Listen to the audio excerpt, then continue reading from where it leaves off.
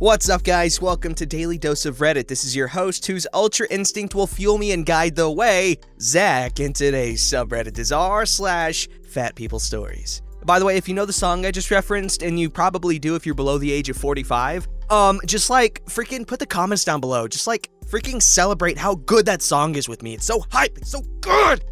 Dragon Ball! Alright, this story is called Hypocrite Ham. Greetings, first-person shooters.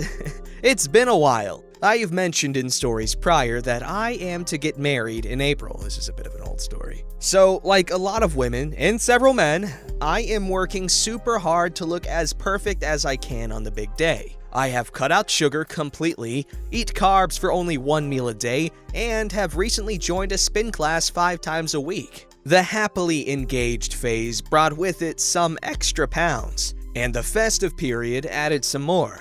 I was at 138 pounds at 5'6" entering 2020, and want to be around 125 to 130 by my wedding date. In India, we use the metric system, but I will use pounds to be consistent with my previous stories. However, I will retain the usage of kilograms when I quote other people. I love the sheer energy in the spin classes, and the activity has already started to make a difference. The people here are lovely too, and I made a few new friends. One of them was the hamtagonist of this tale, whom I shall call Neon Lycra. Lycra? She is around 5'5" and may weigh around 210 to 220 pounds. I usually try to be in one of the 2 front rows for every class, as that's where the energy and whole vibe seems to be off the charts. The other women I have befriended do the same.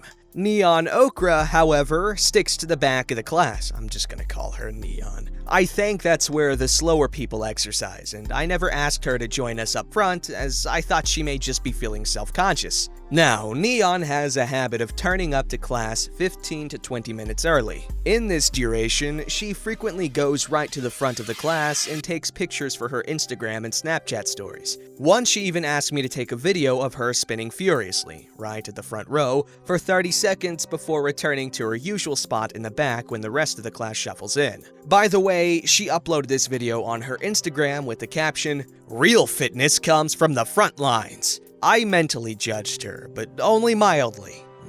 Most of us opt for some deception on social media. Also, she makes it a point to attend class 3 to 4 times a week without fail. A few days ago, the 5 of us spin class friends made a plan to have an early dinner at the health food cafe near the gym. I will use names to avoid confusion henceforth. So there's me, Neon, Strawberry, Tic Tac, and Butterfly. Is this some kind of Powerpuff Girls ripoff? Tic Tac is the fittest of all of us. She has a dynamite body because not only does she spin, she also regularly practices Muay Thai and swims 4 times a week. She gives the best fitness tips, and the 4 of us, barring Neon, absolutely love her. We're at the cafe and order, mostly salads and a juice or a soup each. Strawberry, too, is due to get married soon, so she and I are extra careful. I have a simple green salad and a chickpea lentil soup, while Strawberry has a cherry tomato cucumber salad and a detox juice. Tic Tac works out a lot, so she eats a fair bit more than us. She ordered a very hearty salad with greens, grilled chicken, beans, mushroom, tomatoes, and corn. Along with the salad, she also ordered a banana cinnamon smoothie and a small portion of oats with chia. Neon had a watermelon feta salad and a berry muesli, plus a slice of banana bread because it's my cheat day. Once the food came, she stared goggle-eyed at Tic Tac's order but didn't say anything. We were generally having a great time, nattering away on the typical female topics of celebrity gossip, workout trends, relationships, and so on. Everyone except Neon is in a relationship, although she does claim to have a few friends with benefits. Tic Tac's boyfriend is an investment banker. She does not talk much about him as a rule, but this day, she was unusually chatty. She was telling us about an upcoming glamorous work event of his to which she was invited and showed us pictures of the outfit she planned to wear. It was a beautiful rose gold fit and flare silk dress with a back tie-up. At this point, Neon piped up. Ooh, what a pretty dress. Will you manage to fit into it though? The table goes quiet. We are totally nonplussed. Like, what in the world is she talking about? Tic Tac has the perfect figure. Yes, I tried it on before buying it. It fits very well. Why'd you think it won't? Oh, does it now? But the event is a week away? If you keep eating the way you are, there's no way you'll fit in that. Tic Tac's face goes pale. We are pretty shocked in general, but try to defuse the situation. Darling, she doesn't eat all that much. You know how much she works out. One Muay Thai session and the calories will get knocked right off. Yeah, she knows what she's doing. I mean, just look at her. She's the one who should be giving us diet tips. Yes, this was a not-so-veiled jab at Neon, and she understood. Just because she's a size 0 does not mean she is perfect. What do you weigh, Tic Tac? 50 kilograms? Using kilograms now as we are in India, and I'm quoting her verbatim. At your height, that is pretty low. Strawberry, laughing. But you just said she eats so much, she won't fit in the dress. Someone underweight should have no problems fitting into a perfectly normal-sized dress, even if they gain some weight in a week. Tic Tac is a bit uncomfortable, but is also trying to brush off the comment. No, Neon. My weight is 59 kilograms and is actually in the normal range for my height. She is 5'8". Neon does not look convinced. She's like, wait, let me calculate your BMI. She does, and Tic Tac's BMI is 18.8, which is normal, even though on the lower side. See, you are so close to underweight that I don't think the normal range even applies to you. The rest of us chimed in with different versions of, we don't think that's how it works, etc., etc. So are you eating so much to gain weight then? No, Neon, this is what I normally eat. I log my calories in the app, and this easily fits in my 2,000 calorie limit. I usually have a light lunch. Wow, you eat so much and manage to be so thin? It is an unfair world. I restrict myself so much, work out almost as much as you do, and still haven't managed to shake off more than 5 kilograms since I joined the spin class. And it's been 3 months. Life is unfair. Wait a minute. You do not work out almost as much as her. Have you forgotten Tic Tac does Muay Thai thrice a week and swims too? Also, she just said she has a light lunch. What do you normally have for lunch, Tic Tac? A veggie sandwich and a bowl of soup, or maybe 2 rotis, flatbreads, with a green subsi. Vegetable preparation. Whoa, what? That is all? This is such a weird way to eat. Is this because you want to be stick thin for your rich boyfriend? He must meet a lot of beautiful women. So is that what makes you afraid and starve yourself so you don't lose him? Tic Tac, now visibly annoyed.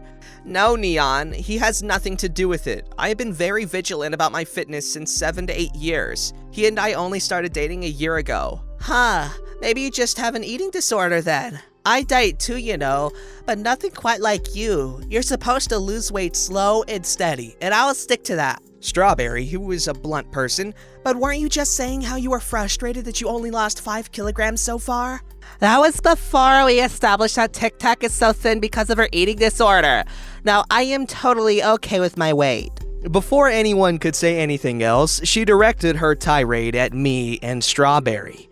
And you too, losing weight for your weddings. I thought you were body-positive feminists. Kinvara, you used to be fat once upon a time. Aren't you slim enough now? Why do you want to become anorexic? Believe me, lehengas do not look good on stick-thin women. You honestly should not spin as often as you are. Your weight, quite frankly, is perfect. And Strawberry, I don't even understand why you bother. Your fiancé is no Greek god. You already look 10 times better than him. Just stop working so hard. The entire monologue is quite the shocker, as Neon has never been offensive to us before. We argue about wanting to look good for ourselves, become as fit as we possibly can. Neon is not convinced and continues to spout pseudo-feministic arguments. Tic Tac is also arguing, but Butterfly is just quiet.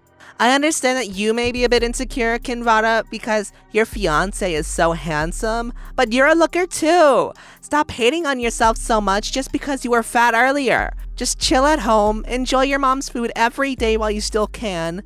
Sleep, relax, you know better than to fall into this trap. It was then that Butterfly spoke up. Neon, I don't understand you. Just the other day you were telling me how you thought Kinvara's thighs were a bit too chunky for her frame. Now you're telling her to stop spinning? What the hell is that? Everyone falls silent. My cheeks are flaming. My thighs have always been my sore point, and they are indeed a bit big for my build. I was so embarrassed. Strawberry quickly tries to reassure me, while Tic Tac and Neon just get into a really heated argument about double standards and inconsistent arguments. Yeah, okay. I did say your thighs are a bit chunky, but I told Butterfly and did not say it to your face to spare your feelings. No, I am never a person to instigate fights or say cruel things first. But when people talk crap about me, I have this tendency to lash out at them pretty viciously once I recover from the initial embarrassment and/or shock. Yeah, okay, that was nice of you. Now, in the spirit of this discussion and all the honest opinions you've given me, let me tell you something too. Your workout clothes are so damn tight they seem to be sewn onto your skin. And to make things even better, all the neon shades you wear remind me of those balloon animals you see the hawkers selling outside.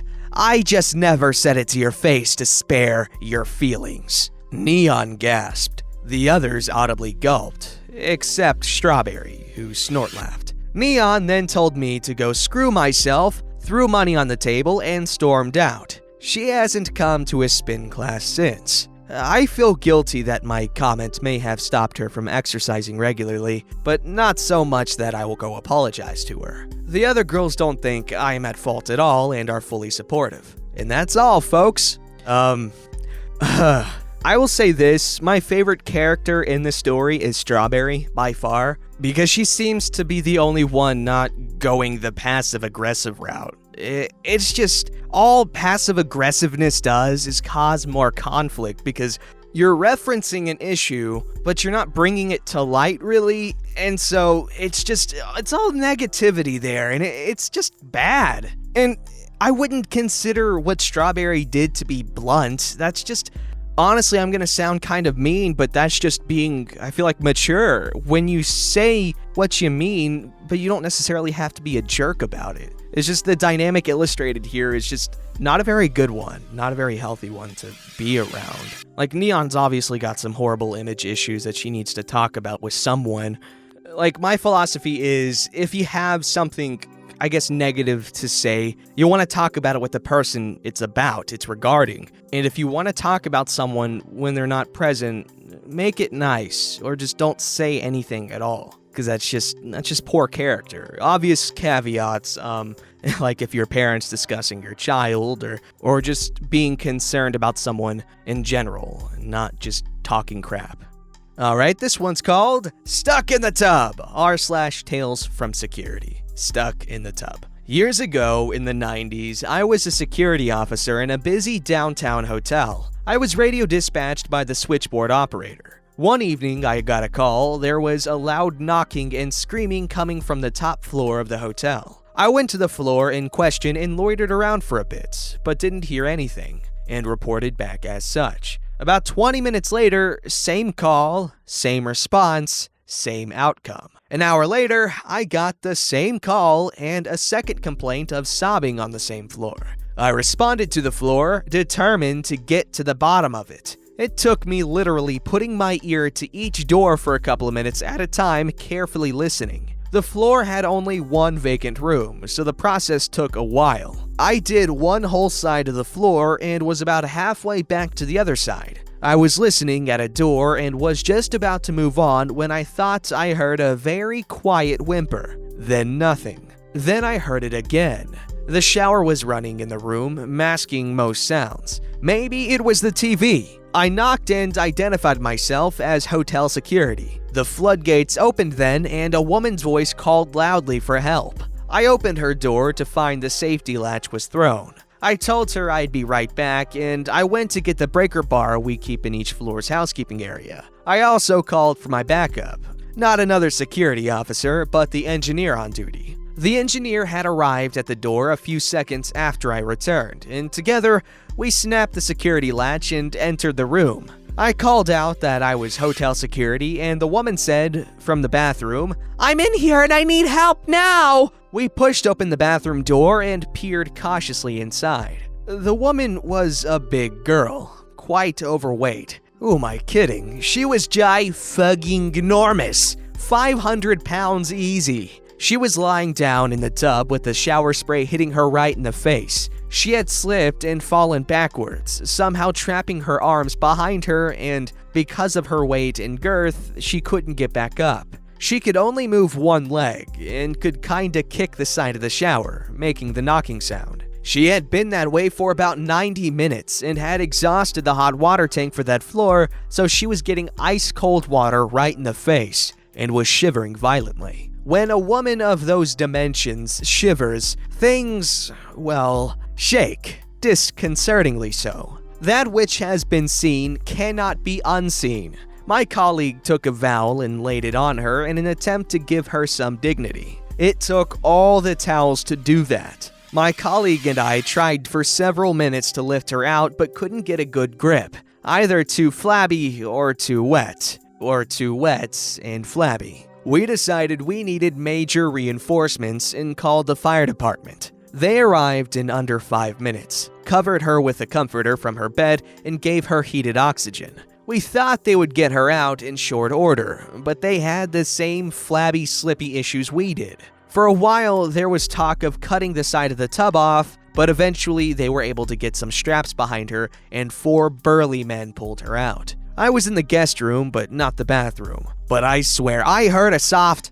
when she was finally extricated from her porcelain prison. The EMTs put her on a gurney, and she was taken to hospital, where she spent the night. She called the hotel the next day, asking us to bring her some clothes, which a maid picked out for me from the belongings in her room, and I offered her a ride back in the hotel car. She was very embarrassed, mortified actually, and would not make eye contact with me the whole trip back to the hotel. She tried to tip me $50 when we arrived, but I politely refused. She checked out later that day, and we never heard from her again until a couple of months later we found out she had written a letter to corporate singing praises of the maintenance man and I about our professionalism. The general manager was so appreciative, he gave each of us an all-expense-paid weekend at the hotel and a $250 bonus. I was single at the time, so I never used my guest pass, but $250 was a lot in those days. I think I spent it on hash, rum, and pizza.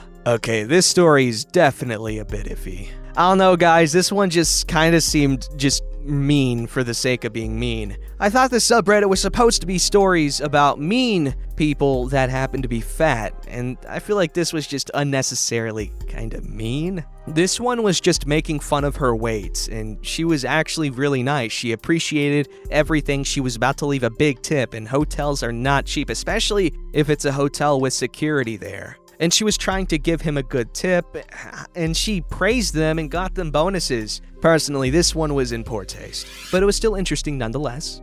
Alright, this story's called Friends Ate Pizzas I Bought for a Group of People. Before I tell this story, I just want to note that this happened way before the Modelo virus pandemic, so don't worry, I'm not breaking social distancing to have pizza parties. So, I once had a group of girlfriends over, one of which is obese. I love this girl. She was a great friend. We have lost touch. I was just frustrated at the time that I spent $100 on a pizza order, and then this happened. It didn't affect our friendship at all, of course. I never said anything, but I figure some of you on this sub might enjoy the story. So I bought 3 large pizzas the night I had these girls over. The pizzas had 12 slices each. There were 5 girls total. After the order came in, I set the pizzas on a table in the kitchen, and we put about 2 or 3 slices on our plates and went to the living room. While we were eating our pizza in the living room, this girl walked past the kitchen to go to the bathroom a few times and came back. Each time, she had a couple more slices on her plate, which is just fine, not a big deal. None of the rest of us have gotten up yet to get any more pizza. I go into the kitchen after finishing my 3 pieces. All 3 pizzas are gone. This leads me to one conclusion. She had been eating pizza in the bathroom that whole time, and then bringing even more into the living room with her after that. In total, she made about 2 full large pizzas disappear. The rest of us ate about one of the pizzas between the 4 of us, and we were full enough to keep us going for the night from having 2 to 3 pieces each. I wish I had known that whatever else I bought above 1 large pizza would disappear, or I probably would have just bought 2.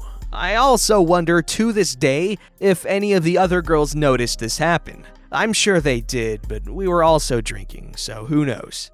Wait a second. $100 for 3 large pizzas? Who? How? Why? Someone teach this person how to use coupons or shop for deals, okay?